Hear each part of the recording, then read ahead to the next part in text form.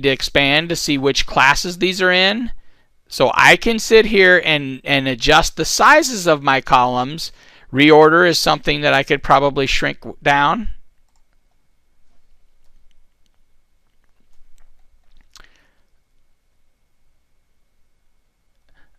Store model, I may be able to shrink a little smaller. My on hands, my store quantities, and go through the individual columns so I can shrink these down so I got more visibility. If all my stores models are the same, I may be able to hide my additional stores. If I have different models at different stores, I would probably want to keep those up, so I want to see my different models.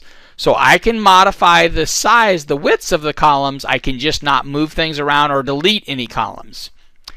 As you will notice, again, this is a protected worksheet. It will not let you change columns. That the only columns that will allow you to change are the order columns, which are grayed out. So I can tab through my columns and make changes to all my columns, and as you would notice, as I make changes to a column, a quantity, it will update the totals at the top. So when I upload these, the one thing I want to do as I'm working through, I will always keep my totals so I can validate that when I import them into Rix, that my total order matches my spreadsheet. So I will use my total order as I'm working on it, as well as to verify that the orders imported were updated properly. So instead of using your arrow key and going through every cell, if you tab, it will tab you between each order quantity. An additional column we have added to the spreadsheet is a notes column, which will allow you to make notes about a particular item. So if I wanted to transfer some of these items from one of my stores, so I reduce my order, so I want to say that maybe I want to reduce my order, so I'm going to say move from 300 to 339. So now I have a note on my spreadsheet that I can come back to when I get the stores open, saying that I didn't order this into my 339 store because I already had enough of them in my 300 store. So I was looking at my on hands and my models to determine is I already have all these on hand, so I may not want to order them. So in this example here on column 13, again, you can highlight a row if it makes it easier for you to highlight a row. You could click on row 13 as you're analyzing, and it may make it easier for you to look across. And then as I tab through it, you can see that I have 5 of these on hand. I only sold 1 of them last year, so I may want to just transfer 2 of those over to my store 339 instead of ordering those. So then I would change my order quantity for 339 to 0, and then I would make a note for this particular item that I want to move from 300 to 339. This would give me visibility, again, when I return back to the spreadsheet at a later date, what items I need to physically grab and move. So I will continue to process through my orders. You can save it at any point in time and come back to it. So I can click on my Save button. Again, it may give me the message that is, do I want to keep it? I can say yes.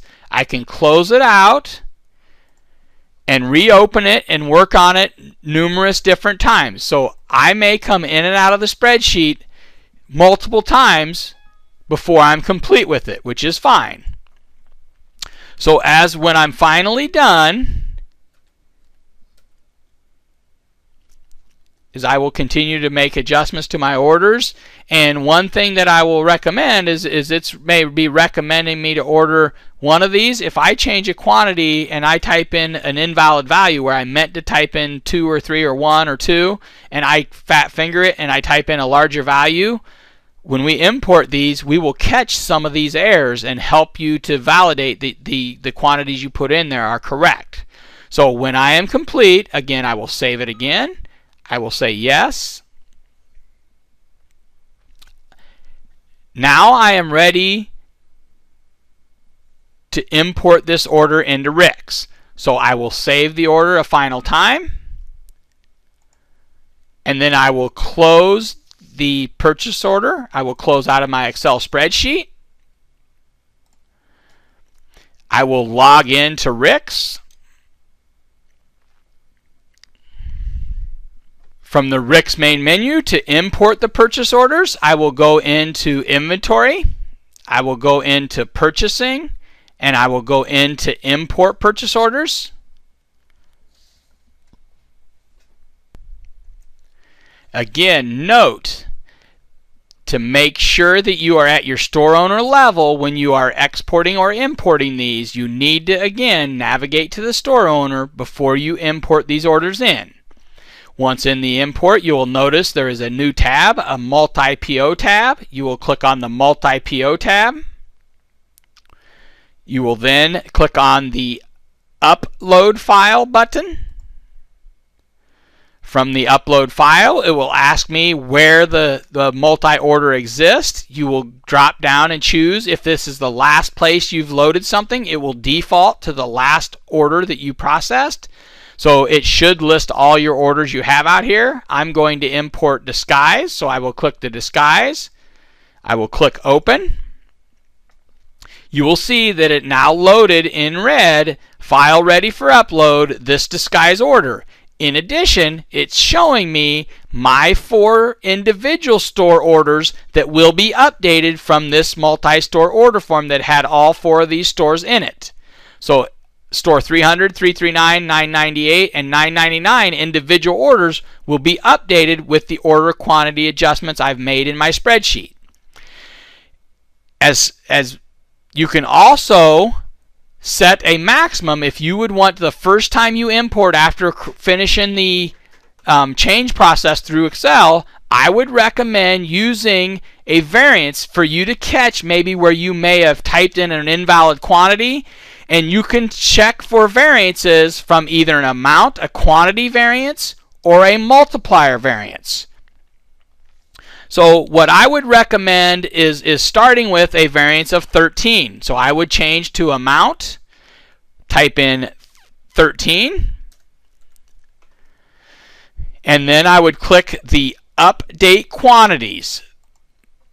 This will upload the order worksheet to the server. Again, depending on the size of the order and the number of stores you have, this process may take 10 to 15 minutes. After it uploads it to the server, it'll bring you into your report history.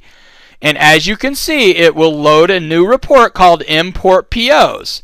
You want to click on this report to verify, did I have any exceptions and did it update any quantities? So if I click on the Import PO, I will click on Open. And it will now load the Adobe spreadsheet of what quantities had an exception over 13. So now what I would do is I would go back to my spreadsheet and verify, did I really want to have something, did I really want to order as many as what's defined in there? So I would recommend opening my spreadsheet back up by going into my orders folder that contains my worksheet.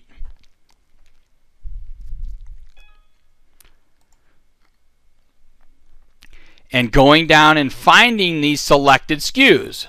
So I could come in and find DG50562. One thing you could do is you could highlight it off of the screen, come into Excel, and go into Find, and find that particular item, DG50549D.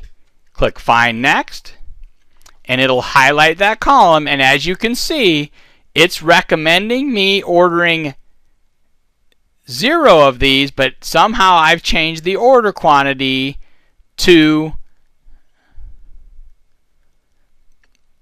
123. So chances are I do not want to order 123 of these, so I would change this back to my model, which my model would be 1, and change my model back to what the model is.